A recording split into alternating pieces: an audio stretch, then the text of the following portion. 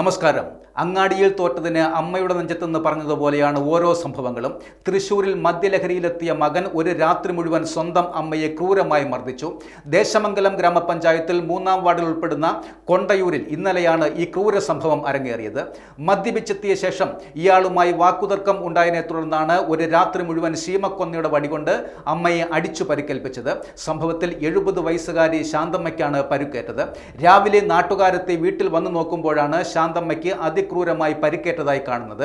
അടിയേറ്റ് എല്ലുകൾ ഉൾപ്പെടെ ഗുരുതരമായി പൊട്ടലേറ്റ ശാന്തമ്മയെ തൃശൂർ മെഡിക്കൽ കോളേജ് ആശുപത്രിയിൽ പ്രവേശിപ്പിച്ചിരിക്കുകയാണ്. 41-കാരനായ മകൻ സുരേഷാണ് അമ്മയെ ക്രൂരമായി മർദ്ദിച്ചത്. പിന്നാലെ ഇയാൾ പോലീസ് കസ്റ്റഡിയിലെടുക്കുകയും ചെയ്തു. അറസ്റ്റിലായ സുരേഷ് സ്വന്തം സഹോദരനായ സുബ്രഹ്മണ്യനെ സമാനമായ രീതിയിൽ അടിച്ചുകൊന്ന കേസിലെ പ്രതിയാണെന്ന് പോലീസ് പറയുന്നു. 2023-ൽ അമ്മയെ നോക്കുന്നത് സംബന്ധിച്ച് സഹോദരനുമായി തർക്കമുണ്ടാകുകയും മദ്യലഹരിയിലായിരുന്ന സുരേഷ് സഹോദരനെ ഇതേ രീതിയിൽ തന്നെ മർദ്ദിക്കുകയും ചെയ്തിരുന്നു. ഇതിനു പിന്നാലെ രാവിലെ സഹോദരനെ അവശനിലയിൽ കണ്ടെത്തുകയും ആശുപത്രിയിൽ എത്തിക്കുമ്പോഴേക്കും മരണപ്പെടുകയുമായിരുന്നു. ഈ കേസിൽ ജാമ്യത്തിൽ ഇറങ്ങിയ ശേഷമാണ് സുരേഷ് അമ്മയെയും ക്രൂരമായി മർദ്ദിക്കുന്നത്. വീട്ടിൽ ഇവർ രണ്ടുപേരും മാത്രമാണ് താമസിച്ചിരുന്നതും.